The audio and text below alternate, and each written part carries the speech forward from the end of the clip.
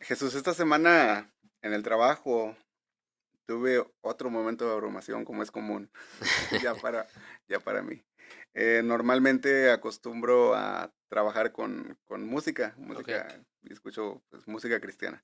Entonces, yo tengo ya un playlist predeterminado con las canciones que me gustan, que son sanas, tengo algunas cuantas, ¿no?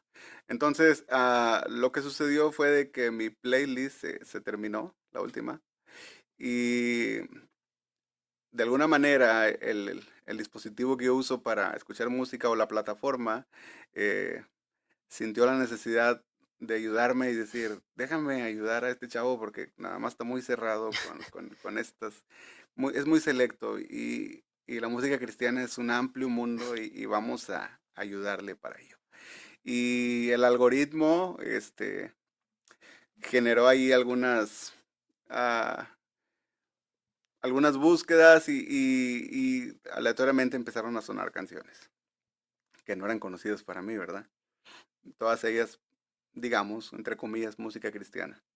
Entonces, pues estoy trabajando yo y empiezo a escuchar y pues si algo soy yo es que presto atención a los detalles y sobre todo a las letras de las canciones.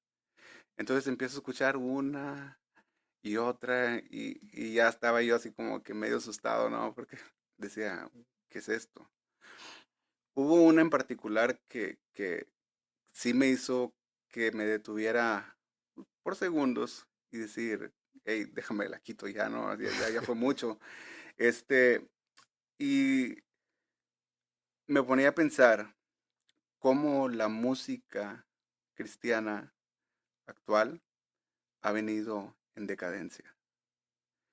Eh, las primeras líneas, es más, cuando sonó la primera línea de la letra, yo dije, ya es suficiente, ¿no? Y esta canción comenzaba diciendo, se siente, se siente. Y después apuntaba a tu gloria en este lugar. Hemos platicado, ¿no? Si el hombre realmente posee un mecanismo interno para sentir la presencia de Dios. Eh, yo creo que ambos estamos de acuerdo en que el hombre no tiene mecanismo para sentir la presencia de Dios, ya que Dios es omnipresente. Pero bueno, comienza la canción con esto, se siente tu gloria en este lugar, y luego menciona, algo grande va a pasar, bueno, y luego dice, se activa lo sobrenatural. wow. Ese punto, Alexa, ya fue suficiente. Al punto al que quiero llegar es a la decadencia teológica de las canciones contemporáneas. Cito a MacArthur porque dijo algo muy relevante y lo voy a citar tal cual lo dijo. Él dice, alrededor del comienzo del siglo XX, la música de la iglesia tomó otra dirección. Músicos y cantantes sin un entrenamiento pastoral y teológico formal vinieron a ser los compositores dominantes en la iglesia y la letra de los himnos comenzó a ser más ligera, más subjetiva, más enfocada en el sentimiento y en la experiencia del adorador y cada vez más imprecisa también. Es un problema al que debemos prestar atención completamente. Hay un libro muy bueno que lo recomiendo a los que nos escuchan, se llama Todos somos teólogos, es de R.C. Sproul. Y en su introducción él comienza precisamente a abordar esto. Todos somos teólogos. La teología no es una disciplina meramente para personas académicas o personas con un coeficiente intelectual sobresaliente, sino que todos en cierto sentido somos teólogos porque todos hacemos teología. Consciente o inconscientemente, todos hacemos teología todos los días. Entonces, Colosenses 3:16 nos dice que la palabra de Cristo debe habitar en abundancia en nosotros, con toda sabiduría, enseñándonos y amonestándonos unos a otros con salmos, himnos y canciones espirituales, cantando a Dios con acción de gracias en nuestros corazones.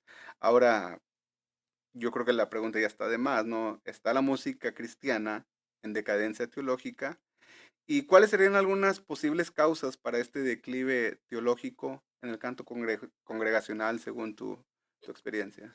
Sí, bueno, más que nada lo que vas a ver en los cantos modernos, que no solo se tocan en las iglesias, pero también a través del radio o de los dispositivos, es que todos contienen una teología centrada en el hombre. Ujú, No son cantos que estén centrados en Dios, están centrados en las aflicciones del hombre, en los deseos del hombre, más bien del creyente, lo que está pasando el creyente. Y lo que sucede es que invertimos el orden bíblico, porque ahora hemos de entender a Dios en respecto a sus acciones hacia nosotros. Y en vez, de acuerdo a la Biblia, tenemos que entendernos a nosotros mismos en base a nuestra relación con Dios. Es decir, somos creyentes o no creyentes, salvos o perdidos, ujú. hijos de Dios o hijos del diablo. Y lo que el problema es que muchas veces las distorsiones son bien sutiles y luego las combinas con unos acordes acá bien bonitos y se convierten imposible en poder detectarlas, al menos que tú estés escuchando. Ujú. Y la única manera de detectar es que tú estés leyendo las escrituras y cuando escuchas algo que no se alinea, es como que te prende la Ujú, alerta, sí, como sí. que, ¿qué fue eso? Ajá. Y mira, te tengo un ejemplo, que es bien sutil, una canción muy popular. No querías el cielo sin nosotros, entonces Jesús, tú hiciste el cielo caer. Wow. Y que es el problema con este es que no puedes hacer esa suposición porque Dios mismo revela el propósito de por qué vino Cristo. En Efesios 3:10 dice, de este modo, la infinita sabiduría de Dios puede ser dada a conocer ahora por medio de la Iglesia a los principados y potestades en los lugares celestiales.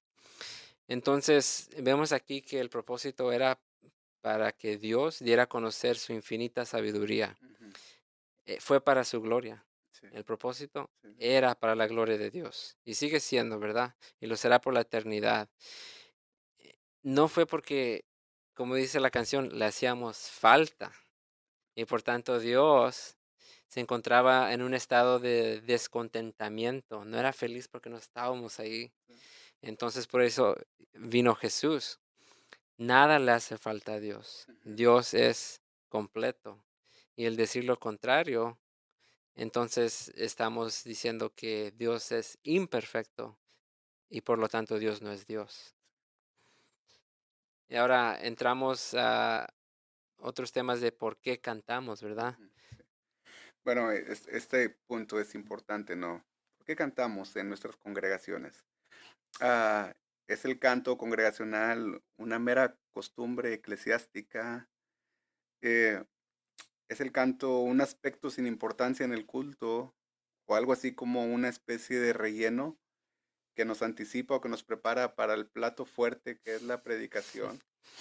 Eh, por qué tomar tiempo y platicar de ello? Mira, si nosotros miramos en la composición de nuestra liturgia, en los servicios, dependiendo el tiempo que dure tu servicio, ¿no? Pero por ejemplo, si dura 2 horas, tienes una hora para alabanza y adoración y luego tienes una hora para predicación y es como que 50 y 50, ¿no? Así está costumbre. Entonces, si nosotros creemos que la predicación de la palabra de Dios es importante, ¿por qué minimizamos el tiempo de alabanza o el tiempo de música o el tiempo de canto cuando ocupa el 50% del tiempo que estamos en el servicio de Dios, en la iglesia adorando corporativamente? Debería tener la misma importancia y relevancia que la misma predicación misma porque estamos dentro de un servicio alabando a Dios. Ahora, ah, ¿por qué cantamos en nuestras iglesias? Ok, cantamos no porque a alguien se le ocurrió, hey, sería bueno y atractivo para las personas cantar. O sea, nosotros cantamos a Dios porque realmente es una ordenanza. Dios quiere que nosotros le cantemos. Ahora, si hay algo obvio en las escrituras, es precisamente Él quiere que su pueblo redimido le cante. tomé dos pasajes, uno del Antiguo Testamento y otro del Nuevo para probar esto.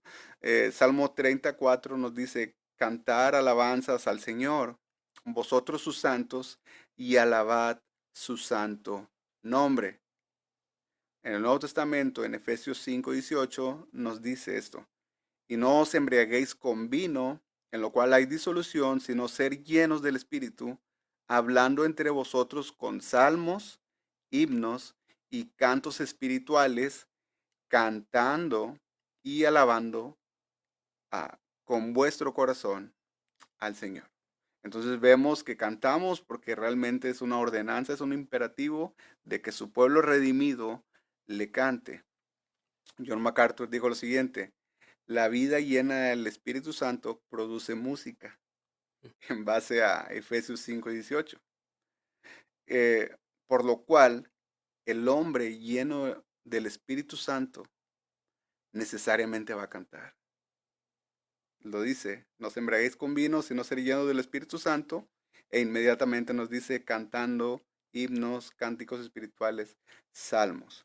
Ahora, cantamos en nuestro tiempo de adoración corporativa porque nuestro Dios nos ha ordenado cantar. Sí, y es exacto como tú dices, es una ordenanza. Y eso también lo vemos en Salmo 56, que nos empieza a dar un poquito más de estructura en base a esta ordenanza. Y en el versículo 6 dice que alaben a Dios todos los seres vivos. Entonces ahí caemos todos, no hay ni uno que se escapa. Todo ser vivo tiene que alabar a Dios. Y racionalmente la persona va a preguntarse, pues, ¿qué es alabar, verdad? Si en verdad quieres agradar a Dios, te vas a hacer esa pregunta. Y en el hebreo encontramos que esta palabra alabar se, se usa en tres tipos de palabras hebreas, am, pero en resumen, simplemente todas significan dar gracias y honor a uno que es digno. Entonces, ya con esta información, seguimos trazando la ordenanza tras las escrituras. Vemos en Salmo 18:3 que dice que Dios es digno de alabanza. Entonces, ahí Dios nos está guiando por este camino. Tenemos primero el cómo. ¿Cómo debemos alabar a Dios? Dando gracias y honor. Y sabemos que esa gracia y honor es a Dios, porque a Él mismo dice que es digno de la alabanza. Ahora, no solo nos da estas instrucciones, pero hasta nos da los parámetros de las letras que deben estar en nuestras canciones. Y lo hace en el mismo salmo. En el Salmo 150, versículo 2, nos dice el por qué damos gracias y honor. Dice, por su poder, sus grandes acciones y su incomparable grandeza.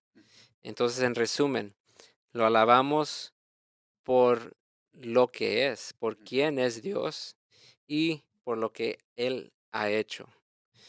Dios, me encanta esto que es tan preciso, no solo nos da una orden de lo que debemos de hacer, sino nos da las instrucciones exactas de cómo lo debemos hacer. Entonces, ¿por qué cantamos? Porque Dios lo ha ordenado. Tenemos esta otra pregunta. ¿Para qué cantamos? ¿O cuáles son los propósitos que pretendemos alcanzar con nuestros cantos en el culto de adoración? Y me gustaría, para responder esta pregunta, ¿para qué cantamos? Comenzar con lo de ¿para qué no cantamos? Nosotros no cantamos o no tenemos un tiempo de canto congregacional en la iglesia para entretener. Ese no es el propósito. O sea, no es el propósito divino por el cual nosotros cantamos. El canto congregacional no nos sirve de entretenimiento. Y simplemente para ponernos en perspectiva de cómo esto se ha distorsionado y cómo el canto congregacional ha llegado a ser una herramienta o algo necesario para el entretenimiento. Por ejemplo, así ahorita yo me recuerdo un canto que cantábamos en mi iglesia donde crecí, que es para machacarle la cabeza al diablo. Eso está bueno. Está buena, ¿verdad? para machacarle la cabeza al diablo. Y ahora puedo ponerme a pensar. Y este canto así dice, se necesita el poder de Dios y luego hace una invitación, ¿no? Machácalo, machácalo. Y era muy común que la persona que dirigía hiciera algunas señas visuales y unas instrucciones de cómo machacar al diablo. Entonces te decía, mira, tu pie y empiezas a moverlo y lo estás machacando, ¿no? Y machácalo con su poder. Y era como que algo gracioso, algo curioso entre los hermanos y ahí los tenías a todos. Ahora imagínate tú, aquella persona que venía o que apenas llegaba a la iglesia y que veía esto y cómo en el corazón del liderazgo vamos a hacer esto y tal vez resulta atractivo para las personas. Vamos a agarrar este ritmo y vamos a meterlo porque le va a gustar y nosotros no cantamos dentro de nuestra congregación o dentro de nuestro servicio para entretener a las personas. No lo hacemos. Decía otro canto, y date una vueltecita para a Dios, así se alaba a Dios. No, no, no lo hacemos por eso. Eh, Algunas personas no parecen entender que una adoración ligera y superficial es tan dañina y tan contraproducente como una predicación ligera y superficial.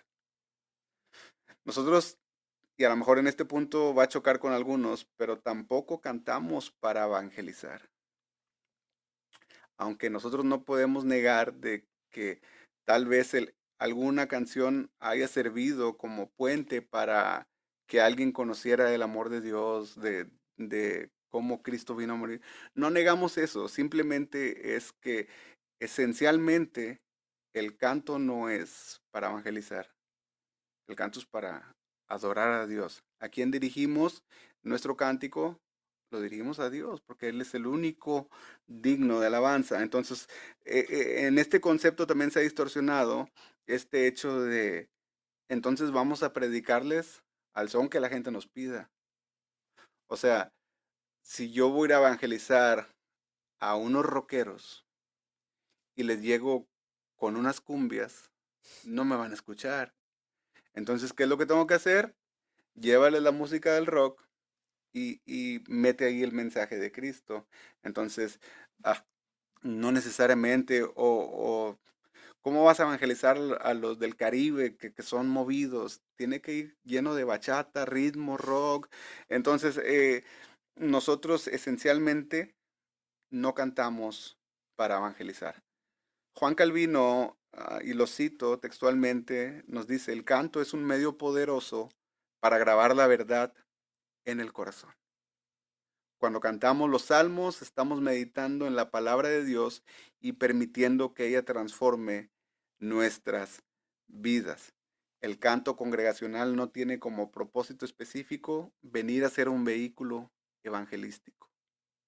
El único vehículo evangelístico es la predicación de la palabra. Entonces, el catecismo de Westminster nos dice, ¿cuál es el fin principal de la existencia del hombre? Y la respuesta es, el fin principal es glorificar a Dios. Solamente Él y nadie más es el objeto primario de nuestra atención mientras cantamos. Es a Él a quien dirigimos nuestra alabanza y es su gloria la que procuramos cantar. Sí, y hoy en día, como estamos diciendo al principio, tenemos canciones que en realidad tienen ese enfoque en el hombre, están centradas sobre el hombre. Y lo que yo veo es que las canciones en las iglesias que se cantan, que tienen am, estas tendencias, es porque son una reflexión directa de lo que se predica del púlpito.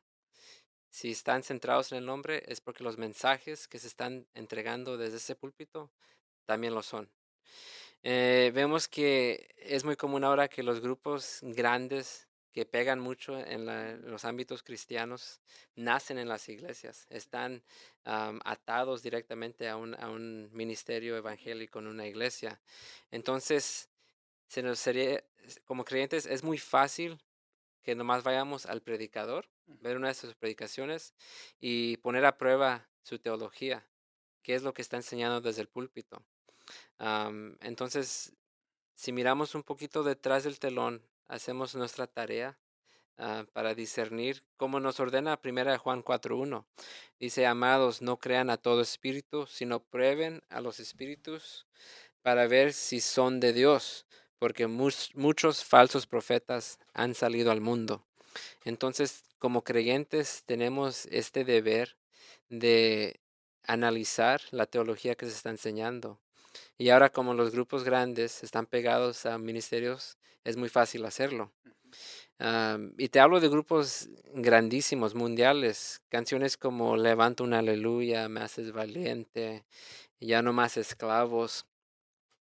Y fíjate, si usamos este grupo como ejemplo, tan solo la semana pasada, un pastor de esta iglesia am, contaba en su sermón, vaya, que se le apareció Jesús. Y bueno, ya desde ahí ya empezamos mal, ¿verdad? Ya vamos perdidos, pero, Malísimo. pero le seguimos. Luego él cuenta que se le aparece Jesús y él relata que él había tenido muchas heridas que le habían hecho otros pastores, ministros en el pasado cuando era joven. Bueno, Jesús se le aparece, lo abraza y le dice, perdóname. Y agrega que Cristo le dice, porque cuando esos hombres te hirieron, fue como si yo era el que te estaba hiriendo, porque son parte de mi cuerpo. Ujú. Y le dice otra vez, perdóname. ¿Cómo va a ser que Dios, que es infinitamente justo, tenga la necesidad o compulsión de pedir perdón?